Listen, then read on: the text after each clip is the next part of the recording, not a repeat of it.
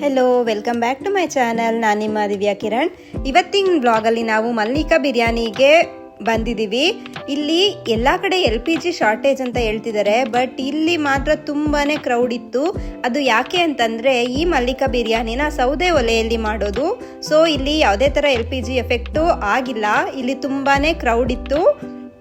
ಹಾಗೆ correct lunch ಟೈಮಿಗೆ ನಾವು ಹೋಗಿದ್ದು ಮಧ್ಯಾಹ್ನ 2 o'clock ಹಂಗೆ. ಎಲ್ಲೂ ನಮಗೆ ಸೀಟಿಂಗ್ ಕೂಡ ಸಿಗೋದಕ್ಕೆ ಒಂದು 5-10 ಮಿನಿಟ್ಸ್ ವೆಯ್ಟ್ ಮಾಡಿದ್ದೀವಿ.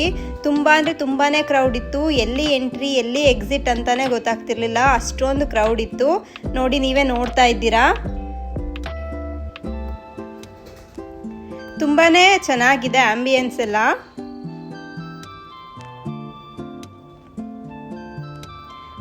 ಬಿರಿಯಾನಿ ಕೂಡ ತುಂಬ ಟೇಸ್ಟಿಯಾಗಿತ್ತು.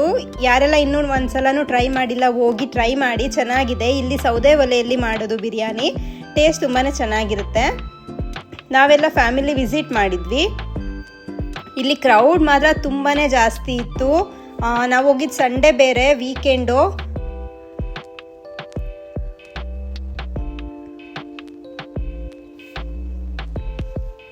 ಹಾಗೆ ಬಿರಿಯಾನಿ ಟೇಸ್ಟ್ ಕೂಡ ಚೆನ್ನಾಗಿತ್ತು. ನೋಡಿದ್ರಲ್ವಾ ಮಲ್ಲಿಕಾ ಬಿರಿಯಾನಿ ವ್ಲಾಗ್. ಈ ವ್ಲಾಗ್ ನಿಮಗೆ ಇಷ್ಟ ಆಗಿದ್ರೆ ಲೈಕ್ ಮಾಡಿ, ಶೇರ್ ಮಾಡಿ, ಹಾಗೆ ಸಬ್ಸ್ಕ್ರೈಬ್ ಮಾಡಿ. Thank you.